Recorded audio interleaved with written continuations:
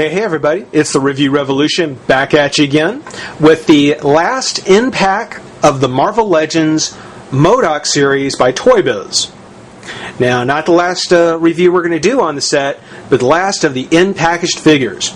And this one is Spiderwoman. The Jessica Drew Spiderwoman. Not my favorite. I'm a fan of Spider-Man. I like Spider-Man, and as such, I did make sure to read Spider-Woman's comics. As a matter of fact, I've actually got a reprint of this issue already. But it's something where, the Jessica Drew Spider-Woman wasn't really my favorite. I really did prefer the Julia Carpenter, which is probably better known as the Secret War Spider-Woman. And I'm happy to see she is a variant. We'll have to get Jessica open to see how she turned out. Maybe that's an indication of how Julia is. But along with the other figures, we do have, of course, Beta Ray Bill, very cool. The Wasp and her two variants. The Hulkbuster Iron Man with his variant.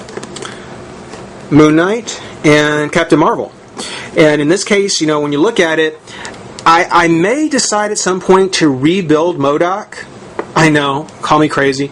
To rebuild Modok and just get a second Beta Ray Bill and just use the variants to do it. Because I've seen videos with the variant Captain Marvel, that looks really cool. And the Wasps, I just tend to like this style of Wasp better on the variant, either one. And of course, I'm going to be getting Julia. I'm going to get Julia no matter what. So, that may just lead me to rebuilding Modok at some point. So who knows? Maybe you'll see another Modok review and go, oh, that's right. For now, taking a look at Jessica, we see that there's her stats. Pause as you like. Her genetic code accidentally combined with that of a rare breed of spider. Jessica Drew was duped into serving evil as a Hydra assassin. Oops. As Arachnia, Jessica attacked the S.H.I.E.L.D. director, Nick Fury, who revealed Hydra's true nature and wanted her to decide to justice. Adopting the codename Spider-Woman, she subsequently embarked on a career as a costume heroine. Jessica now wields her superhuman strength and biotechnic blast as a member of the Avengers, Earth's Mightiest Heroes. So there you go. 26 points of articulation. The ladies get no love on articulation. Let's have the comic and the diorama.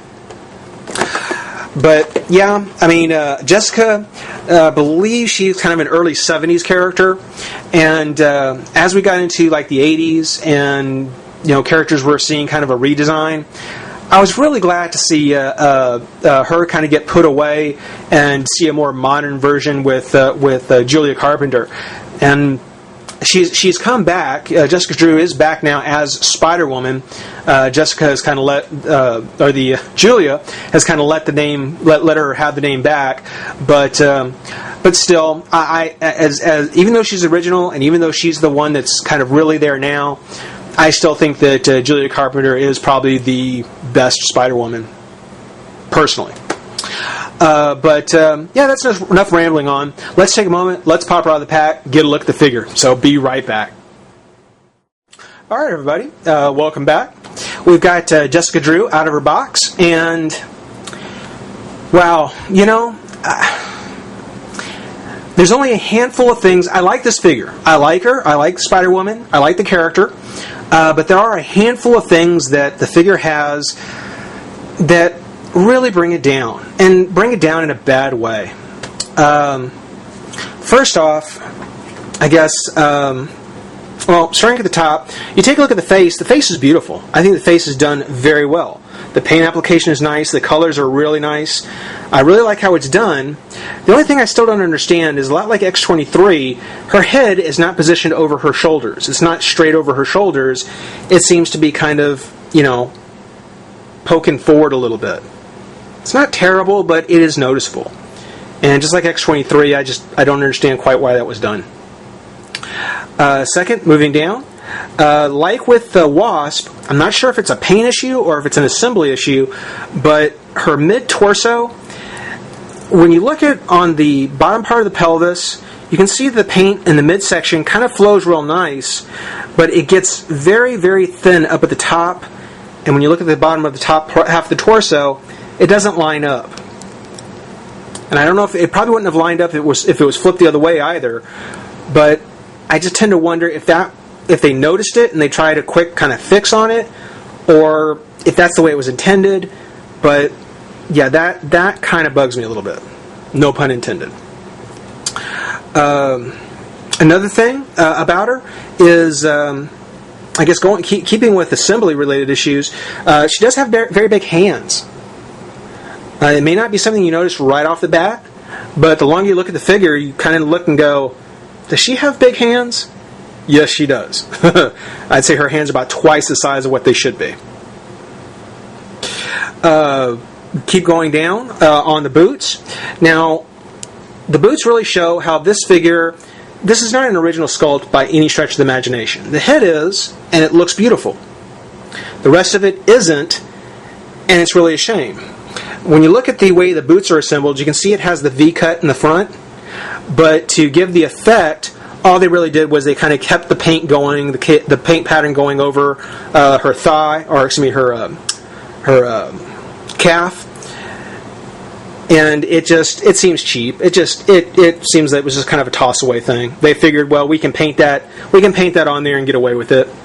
Just such an injustice to the character. The last thing, and probably the one that brings the character down the most, and that is the plastic web. I don't know, the gliding wings, web wings that Spider-Man even has sometimes. These things always do bother me. I've just never seen them really do the figure any justice. They look cool, but as far as actual, interaction with the figure, they always seem to get in the way. I always feel like they get in the way. When it comes to articulation, now, the hair is made of very soft plastic. So it's one of those few female figures that you can actually turn the head pretty freely and not have much of a problem. It is on a joint here, and you can kind of move it up and down, but as soft as the plastic is, you can see where it kind of hits against your shoulders. It's not going to really go up and down a whole lot. The top part of the pelvis, or top part of the figure, does twist. Bottom part twists as well. This leg is a little loose, but not so bad. I mean, it comes up and out. Double joint at the knee, twist at the boot, and at the ankle. Because these plastic wing pieces are in here, they don't really limit the articulation on the shoulder a whole lot, and they don't get in the way of the double joint on the elbow either.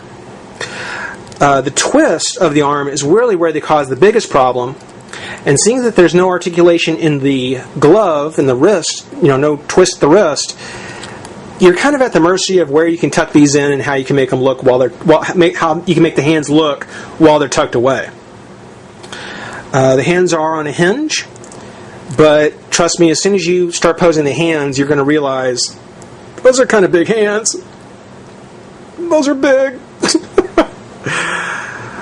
But a nice Spider-Woman, it's something where I'll have to see how well the interpretation of Julia comes out. For Jessica, I have to give her... I would give her a 3. I would put her right in the middle. I like Spider-Woman a lot, so I'm going to give her a 3.5. I'm not going to go as high as 4.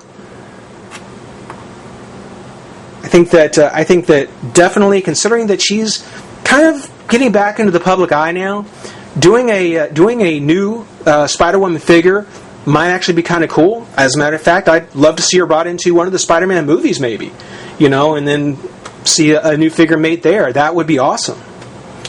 With her, she does come with the diorama backdrop. SHIELD headquarters, I guess. The Spider-Woman number 1. Know her is to fear her. Back in the day when it was only 35 cents. It's a good issue. It's a really good issue. I certainly recommend it, especially if you're a Spider Family fan. And you're seeing my arm too much there. And then lastly, of course, we have the head of big ol' Modok. So the last piece we need to wrap him up, and we'll be getting to that soon enough. For now, This has been the Review Revolution, saying rate, comment, subscribe, join the revolution, and we'll see you soon. Bye-bye.